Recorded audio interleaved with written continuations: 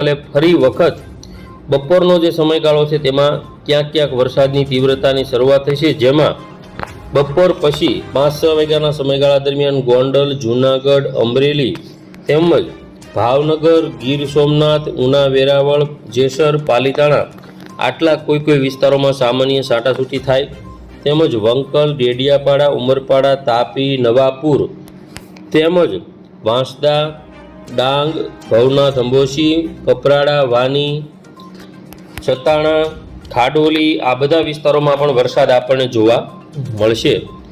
હવે આપણે વાત કરીએ ખાસ કરીને 14 તારીખની અપડેટ, જેમાં 14 તારીખની અંદર બપોર પછીનો જે સમયગાળો છે તેમાં વરસાદની તીવ્રતા ક્યાંક જોવા મળશે તેની વાત કરીએ તો 14 તારીખની અંદર ખાસ કરીને બપોર પછીનો જે સમયગાળો છે તેમાં તીવ્રતામાં થોડો ઘણો ફેરફાર થશે। છાંટાછૂટી સૌરાષ્ટ્રના જે વિસ્તારો છે જેમાં લોકલ ભેજ જે હોય જેના કારણે જોવા મળશે। 15 તારીખની વાત કરીએ તો દક્ષિણ ગુજરાતના જે વિસ્તારો છે જેમાં ડાંગ, સાપુતારા, કપરાડા, વાની, સતાણા, ભવનાથ, અંબોશી આટલા વિસ્તારોમાં સામાન્ય છાંટાછૂટી થાય। 16 તારીખની વાત કરીએ તો તેમાં પણ ખાસ તીવ્રતા નથી। 17-18 તારીખમાં દક્ષિણ ગુજરાતમાં છાંટાછૂટી થઈ શકે, બાકી 13 તારીખથી લઈ અને 22 તારીખ સુધીમાં કોઈ વરસાદી સિસ્ટમ એક્ટિવ નથી થવાની। હવે વાત કરીએ આપણે ધીમે ધીમે પ્રી મોન્સૂન એક્ટિવિટી કેવી રહેશે અને આગામી ચોમાસું કેવું રહેશે। હવે મિત્રો આપણે વાત કરવાની છે કે આપણું જે ગુજરાત છે, ખાસ કરીને ગુજરાતની અંદર જે પ્રી મોન્સૂન એક્ટિવિટીના જે વિસ્તારો છે તેમાં હવે વધારો થતો હોય છે, જે ખાસ કરીને 20 તારીખ પછી આપણને જોવા મળશે।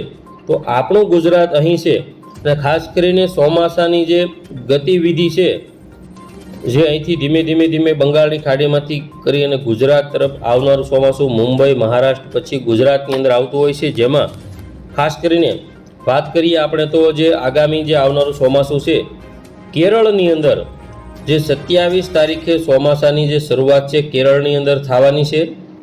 કેરળમાં ચોમાસું 27 તારીખે આવે તો 27 તારીખથી 15 દિવસની ગણતરી કરીએ તો આગળ પાછળ 3-4 દિવસ ગણતા 15 થી 18 જૂન વચ્ચે ચોમાસું ગુજરાતની અંદર પ્રવેશી શકે છે, જેમાં 4 થી 5 દિવસ વધ ઘટ થઈ શકે। એટલે કે આપણી ગણતરી છે પ્રી મોન્સૂન એક્ટિવિટીમાં 1-2 એવા સેન્ટરો હોય સૌરાષ્ટ્રના।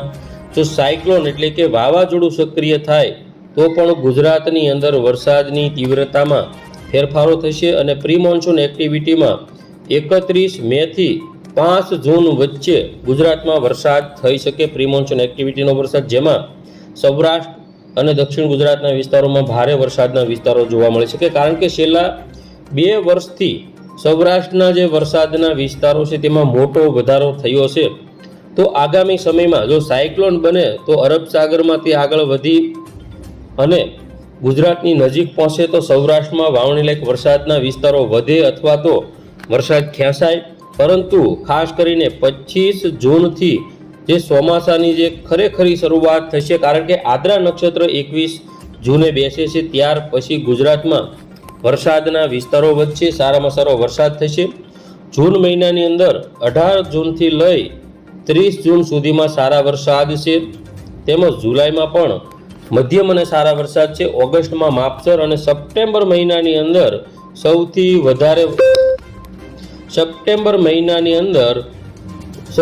વધારે વરસાદના વિસ્તારો આપણને જોવા મળશે અને ઓક્ટોબરમાં 15 ઓક્ટોબર સુધી વરસાદની તીવ્રતા જોવા મળશે। એટલે કે અત્યારે મગફળી જેવા પાકોનું વાવેતર ખેડૂતોએ ચાલુ કરી દીધું છે, તો જે સપ્ટેમ્બરના એન્ડમાં અને ઓક્ટોબરની 5 તારીખ સુધીમાં એ મગફળી નીકાળવી પડે તેવી સ્થિતિમાં ખેડૂતોને નુકસાન પણ સહન કરવું પડે।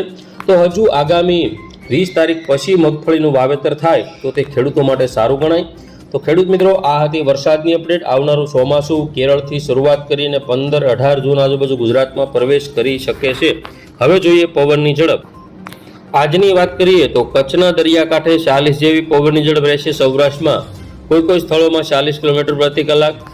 આવતીકાલે કચ્છના ભાગોમાં 41 થી 42 અને સૌરાષ્ટ્રમાં દરિયાકાંઠે 38। 14 તારીખની વાત કરીએ તો પવનની ઝડપમાં કચ્છમાં વધારો થશે, બાકી નોર્મલ રીતે પવનની ઝડપ 30 થી 35ની જોવા મળશે અને 17-18 તારીખમાં જે દરિયાકાંઠાના સૌરાષ્ટ્રના જે જિલ્લાઓ છે તેમાં 45, કચ્છની અંદર પણ 43 જેવી પવનની ઝડપ રહેશે 18, 19 અને 20 તારીખમાં પવનની ઝડપ દરિયાકાંઠાના ભાગો, દક્ષિણ ગુજરાતના ભાગો જેમાં 45, સૌરાષ્ટ્રમાં 44, કચ્છની અંદર 49 કિલોમીટર પ્રતિ કલાકની જોવા મળશે. એટલે કે ભારે પવન ફૂંકાવાની પણ સંભાવનાઓ આગામી સમયની અંદર જોવા મળશે. તો ખેડૂત મિત્રો, આ હતા અગત્યના અત્યારના હવામાન સમાચાર. ફરી વખત મળીશું નવી અપડેટમાં. જોતા રહેજો ઓનલી ખેડૂત.